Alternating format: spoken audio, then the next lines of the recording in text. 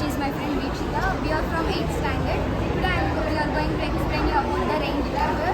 This is a rain sensor. It continuous monitors for water. When the sensor detects rain, it gives signal to the microcontroller.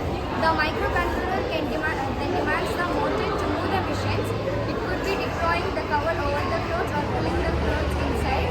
Once the rain stops and the surface is dry, the microcontroller gives signal to the motors and the clothes will come back.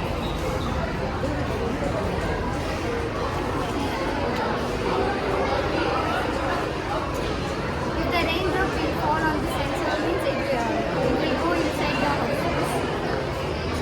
When the surface is dry, again it will come back. Do it once again.